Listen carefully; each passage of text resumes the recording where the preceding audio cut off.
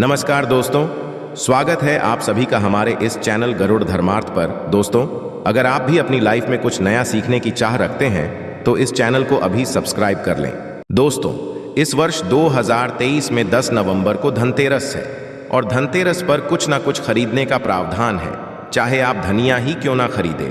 परंतु धनतेरस के दिन जो भी चीज खरीदते हैं उसमें दोस्तों 13 गुना बढ़ोतरी होता है। इसीलिए लोग धनतेरस के दिन वाहन खरीदते हैं। बहुत सारे लोग खरीदते हैं सोना, चांदी इत्यादि खरीदते हैं।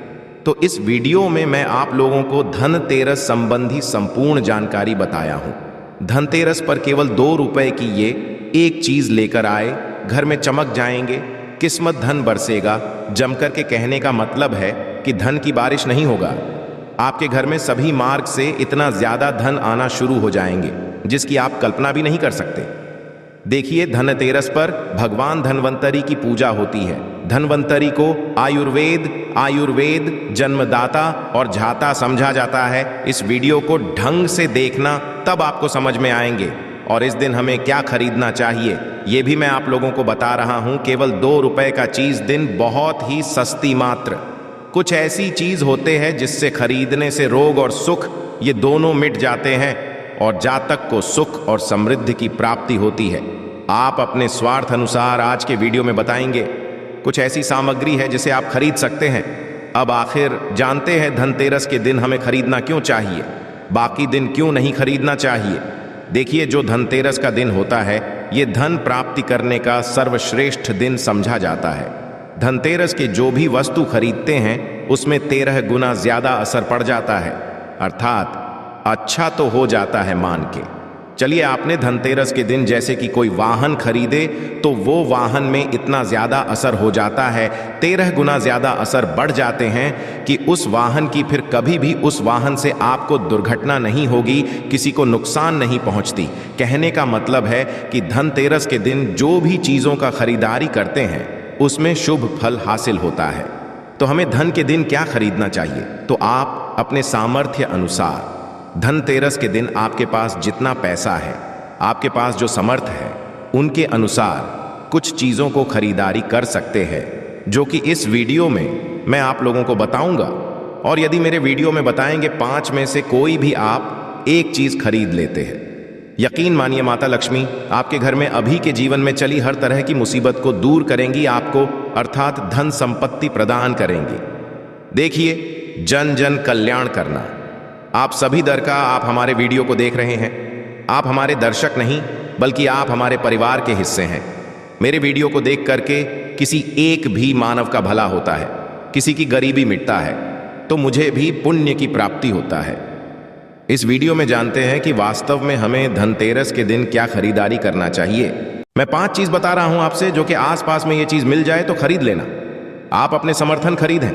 अभी तक कमेंट बॉक्स में जय माता लक्ष्मी नहीं लिखे तो जय माता लक्ष्मी अवश्य लिखना।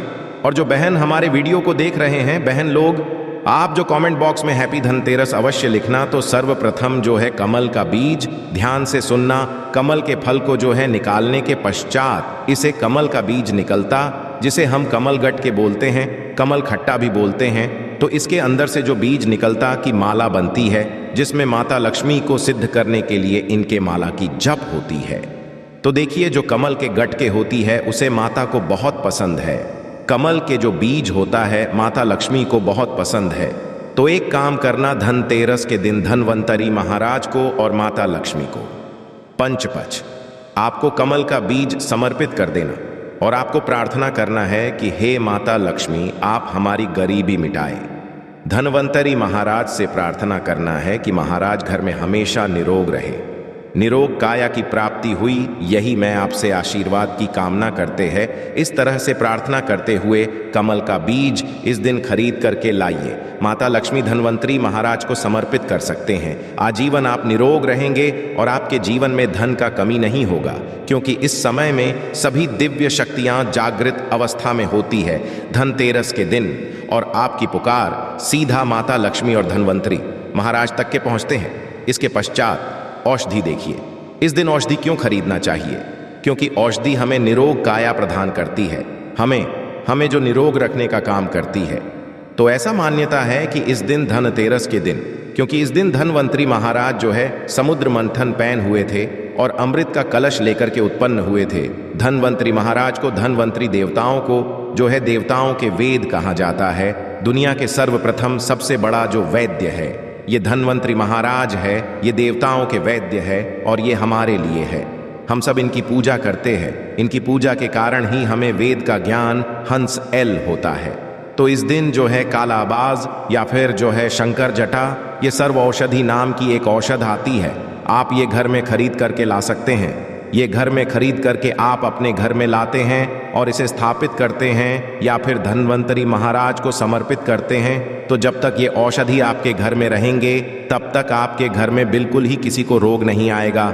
और ऐसा भी कहा जाता है इस दिन औषधि लेकर के लाने के पश्चात, जैसे कि शंकर झट है सर, वो औषधि आते आप जो इस दिन इंद्रजाल नाम की जो जड़ी आती है वो भी खरीद करके ला सकते हैं। या फिर किसी भी तरह की चमत्कारिक पेड़ पौधे की जो बांधा होती है या फिर चमत्कारिक जो वनस्पतियां होती हैं ये खरीद करके लाकर धनवंतरी महाराज को समर्पित करें। ऐसा कहा जाता है इस दिन समर्पित करने के पश्चात ये जो औषधियां होती है, जड़ी बूटियां होती हैं, जागृत अवस्था में हो जाती है। मान के चलिए किसी को लंबे समय से बीमारियां ठीक नहीं हो रहे तो इस दिन समर्पित किया गया औषधि की यदि 2 से 3 बूंद, यदि जो लंबे समय से बीमार खाट में पड़े मानव है, चलने फिरने में समर्थ नहीं, तो इसके नाक में यदि इसके 2 से 3 बूंद जो आप औषधि ला रहे हैं उसके 2 से 3 बूंद नस दिया जाए तो वो मानव भी ठीक होकर के कुछ दिनों के भीतर में चलने फिरने लायक हो जाते हैं। कहने का मतलब है कि इस दिन सभी तरह की जो औषधि होती है उसे जागृत करने की जरूरत नहीं पड़ती, स्वयं जागृत होते हैं। इसीलिए इस दिन औषधि ला करके आप जो समर्पित जरूर करें। इसके पश्चात है गोमती चक्र और कौड़ियां। तो देखिए जो कौड़ी होते हैं बचपन में काफी खेले हैं। जो गोमती चक्र होते हैं भगवान विष्णु से हुआ। एक धार्मिक कथा के अनुसार जो गोमती चक्र है भगवान विष्णु से उत्पन्न हुए, कौड़ी माता लक्ष्मी से उत्पन्न हुए। इसके बारे में एक मैं कथा भी बता दूंगा।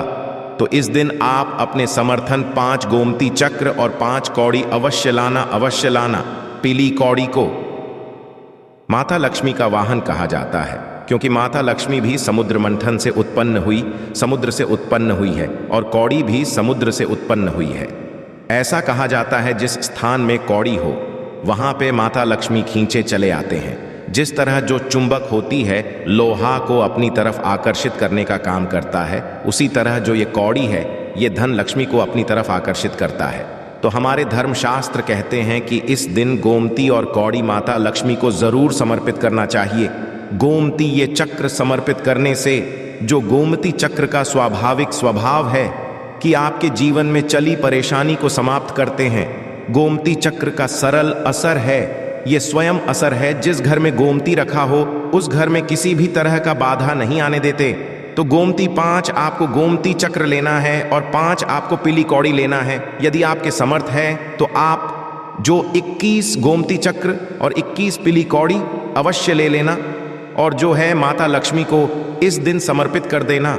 या फिर घर के किसी बच्चे को नज़र दोष लगने हैं या घर में किसी बच्चे को जल्दी नज़र दोष लग जाते हैं तो ये काम अवश्य करना। इस दिन को लाल कपड़े में बांध करके जो छोटे बच्चे को नज़र दोष लग जाते हैं उसे पहना देना, नज़र दोष नहीं लगेगा। जिनके घर में लंबे समय से बीमारी है, जो बीमार से छुटकारा पाना चाहती है, खुद आपको कोई रोग हो, आप चाहते हैं कि वो रोग से आपको मुक्ति मिल जाए या फिर कोई लोग आपके ऊपर में किए कराया कर देते हैं, आपको इस दिन 7 घूमती चक्र लेना और शरीर से 7 बार उतारा करके इसे बहते हुए जल में बहा देना है। बहते हुए जल की निर्मल धारा में प्रवाहित कर देना है। बिल्कुल ही जल के साथ में आपके शरीर में किए गए तंत्र विकार घूमती चक्र खींच लेंगे, बहा देंगे और आप आजीवन बीमारी से मुक्त रहेंगे। इसके पश्चात है झाड़ू। इस दिन क्यों खरीदना चाहिए? क्योंकि झाड़ू को माता लक्ष्मी का स्वरूप समझा जाता है।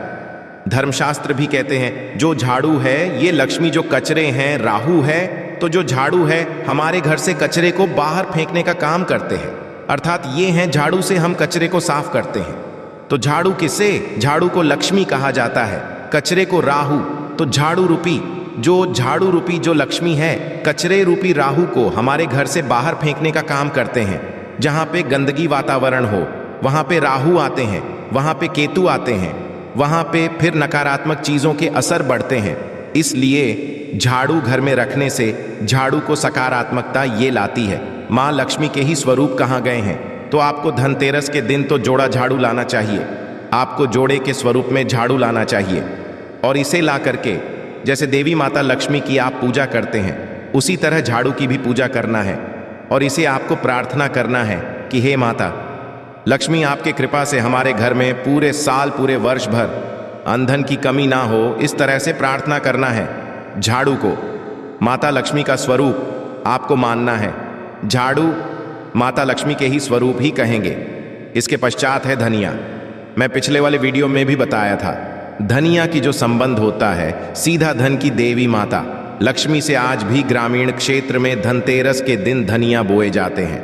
ऐसा समझा जाता है धनतेरस के दिन कोई मानव घर में धनिया खरीद करके लाए और इसे बोते हैं, तो ऐसे मानव के जीवन में जैसे जैसे धनिया कार्य में बनना शुरू होते हैं वैसे वैसे ऐसे मानव की जीवन में परेशानी है, चाहे धन संबंधी परेशानी हो, चाहे किसी भी तरह का परेशानी हो, परेशानी दूर होता है। जैसे जैसे धनिया का कार्य बढ़ता है वैसे वैसे मानव की अध्यात्म उन्नति होता है। तो कैसा करना होता है, तो आपको मार्केट एक मुट्ठी धनिया खरीद करके लाना है। आप चाहते हो तो 1 किलो भी खरीद करके ला सकते हैं, परंतु उपाय बता रहा हूं, इसमें आपको 1 मुट्ठी धनिया चाहिए। 1 मुट्ठी धनिया को लाल कलर के वस्त्र में आपको डाल देना है और इसे माता लक्ष्मी के श्री में समर्पित कर देना है। आपको प्रार्थना करने की, माता इस धनिया से हमारा दुर्भाग्य दूर हो, इस तरह से प्रार्थना करते हुए कुछ धनिया आपको अपने घर के मसाले में डाल देना है पीस करके, और कुछ धनिया को है जमीन में धो देना है। जैसे जैसे धनिया उगना शुरू होंगे वैसे वैसे प्रगति होना शुरू हो जाते हैं। फिर ये लगाए हुए धनिया को, जो कच्चे धनिया होता है, आपको इसे आप जो सब्जी के रूप में आप इसका उपाय कर सकते हैं। आप इसे खाना चटनी में भी बना करके आप इसे खा सकते हैं। जैसे जैसे आप इसे खाना शुरू करेंगे, जैसे जैसे आपके जीवन में अध्यात्म उन्नति होना शुरू हो जाते हैं। देखिए, हम 5 उपाय बताए, सबसे सरल उपाय बताए है, जिस उपाय से आपका भला, आपका कल्याण होगा। तो आप अपने अनुसार 5 में से कोई भी एक वस्तु अपने घर में अवश्य खरीद करके लाइए, आपके अध्यात्म होगा। आशा है कि आज की इस प्रस्तुति में बताई गई जानकारी आपको अच्छे से समझ आ गई होगी। वीडियो अच्छा लगा हो तो एक लाइक अवश्य कर दें। धन्यवाद वीडियो के अंत तक बने रहने के लिए।